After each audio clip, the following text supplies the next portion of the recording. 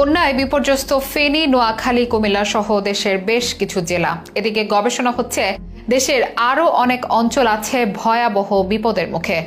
সমুদ্রে তলিয়ে যেতে পারে যশোর, গোপালগঞ্জ, চাঁদপুর ও ফেনীর মতো বেশ কিছু অঞ্চল। এমনকি উপকূলের 18% চলে যেতে পারে পানির নিচে, বলছেন বিশ্লেষকেরা।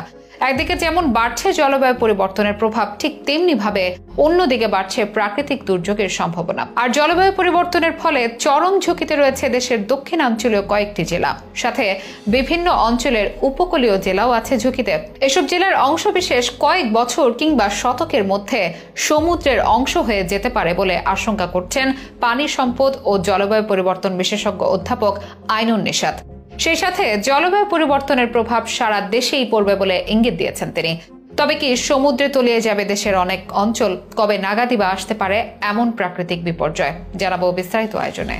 টানা ভারী বৃষ্টি ও বাঁধ খুলে দেওয়ায় ভারত থেকে নেমে আসা উজানের ঢলে ফেনী, নোয়াখালী, কুমিল্লা, লক্ষ্মীপুর, ব্রাহ্মণবাড়িয়া, কক্সবাজার, খাগড়াছড়ি, চট্টগ্রাম, হবিগঞ্জ, মৌলভীবাজারে দেখা দিয়েছে ভয়াবহ বন্যা। পানিতে লাখ লাখ মানুষের বাড়িঘর, ফসলি জমি তলিয়ে গেছে। সেসব এলাকায় তৈরি হয়েছে মানবিক বিপর্যয়। শুধু এবারই নয়, 22 সালে সিলেট অঞ্চলেও দেখা গেছে ভয়াবহ বন্যা। অতীত বহুবার ভয়ঙ্কর সব বন্যার কবলে পড়েছে বাংলাদেশ। আশঙ্কার খবর হচ্ছে ভবিষ্যৎ চিত্রটিও সুখকর বলে মনে হচ্ছে না। দেশের অনেক জেলা এখনো আছে মারাত্মক ঝুঁকিতে। জলবায়ু পরিবর্তনের ফলে চরম ঝুঁকিতে রয়েছে দেশের দক্ষিণাঞ্চলীয় বেশ কয়েকটি জেলা। এর মধ্যে যশোর থেকে গোপালগঞ্জ, গোপালগঞ্জ থেকে চাঁদপুর ও চাঁদপুর থেকে ফেনীর দক্ষিণাংশ আগামী 100 বছরের মধ্যে সমুদ্রের তলে বিলীন হয়ে যেতে পারে বলে আশঙ্কা করছেন পানি সম্পদ ও জলবায়ু পরিবর্তন বিশেষজ্ঞ অধ্যাপক ডক্টর আইনুন নিশাত। এই পরিবর্তনটি আগামী 50 বছর বা তার কম সময়ের মধ্যেও হতে পারে বলে আশঙ্কা তার। সেই সঙ্গে জলবায়ু পরিবর্তনের প্রভাব সারা দেশেই পড়ছে বলে জানান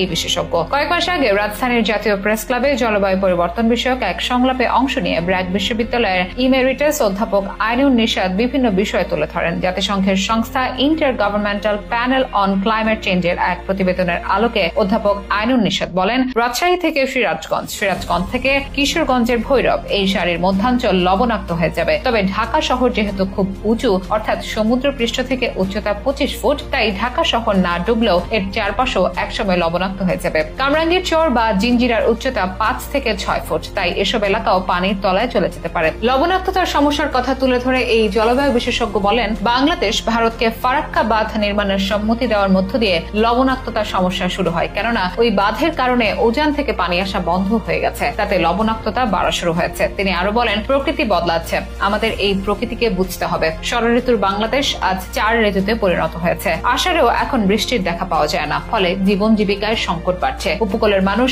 আজ ভালো নেই, আগামীতে উপকূলে জলোচ্ছ্বাস ও দুর্যোগ বাড়বে, যা মোকাবেলায় প্রস্তুতি বাড়াতে হবে। এই কাজে কমিউনিটির অংশগ্রহণ নিশ্চিত করতে হবে বলেও মন্তব্য করেন তিনি। এদিকে অন্য আরেক গবেষণার সূত্র ধরে সাবেক পরিবেশ মন্ত্রী মোহাম্মদ শাহাবুদ্দিন মন্তব্য করেছিলেন, এই শতাব্দীর শেষ ভাগে বাংলাদেশের উপকূলীয় অঞ্চলের 12 থেকে 18% পানির নিচে তলিয়ে যাবে। আর এতে করে বাংলাদেশে ধানের উৎপাদন 9% থেকে কমে 5% চলে আসবে। এমনকি 2050 সালের মধ্যে দক্ষিণাঞ্চলের 9 লাখ মানুষ বাস্তুচ্যুত হতে পারে। আর এসবের কারণ হিসেবে উঠে আসে সমুদ্রপৃষ্ঠের উচ্চতা বৃদ্ধি প্রসঙ্গ, যা বৈশ্বিক আবহাওয়ার সাথে জড়িত।